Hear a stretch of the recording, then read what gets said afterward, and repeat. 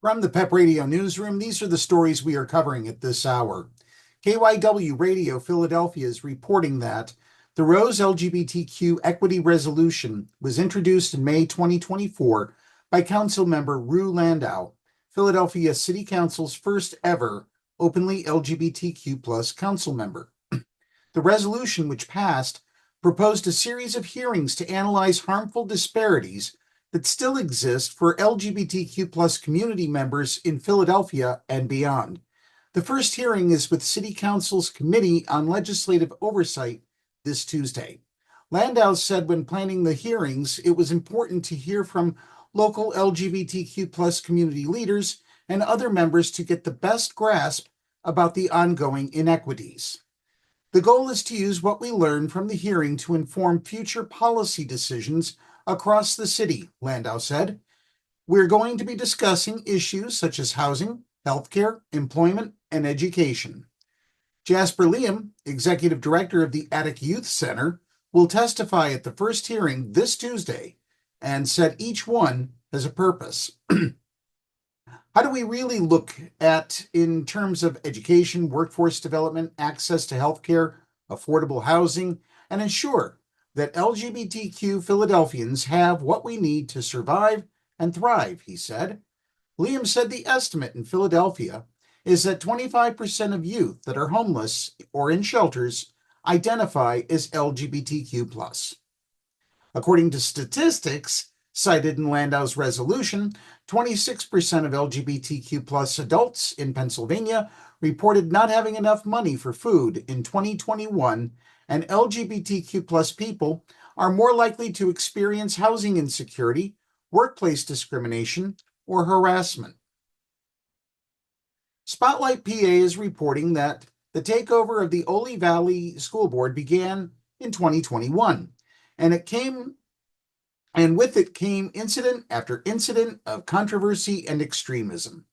2 board members used homophobic and transphobic language while arguing against new anti-discrimination rules. Then, the board canceled a contract with the American Red Cross due to a right-wing conspiracy theory around illegal immigration.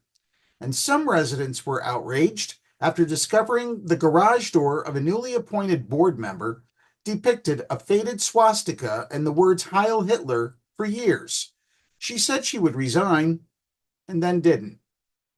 Since the pandemic, school boards nationwide have become ground zero for shifts in politics, concerned over mask mandates, virtual learning, vaccines, and more. An influx of people ran for local school boards to influence curricula and operations. These new candidates sometimes held extreme ideologies and received support from groups such as Moms for Liberty, which targeted school boards for right-wing takeovers.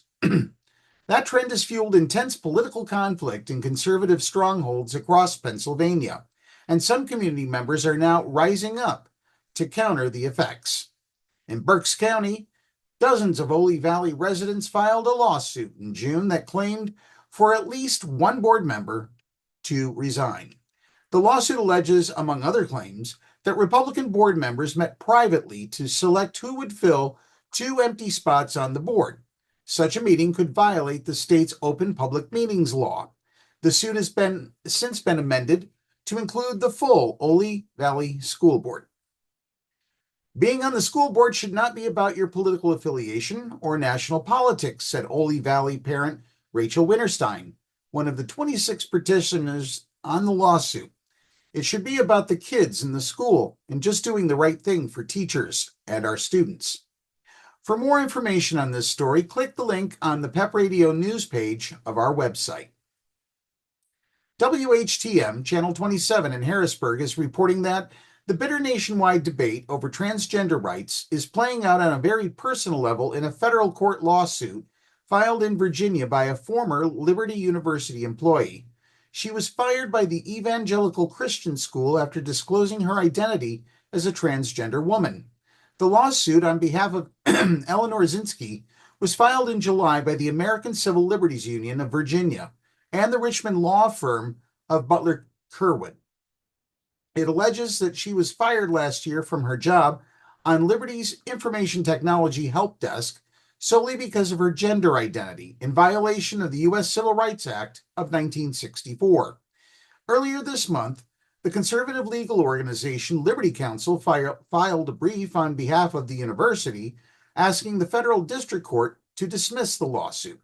The brief contends that the Civil Rights Act explicitly permits religious educational institutions to make employment decisions consistent with their religious doctrine.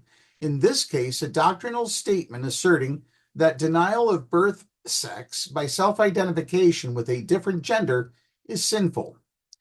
Liberty University, based in Lynchburg, Virginia, has evolved over its 5-decade history into one of the largest Christian universities in the world, with more than 100,000 students enrolled in its residential and online programs. One of its co-founders was the late Jerry Falwell Sr., the prominent televangelist and conservative activist. His son, Jerry Falwell Jr., served as president for 13 years before resigning in 2020 amid a series of personal scandals.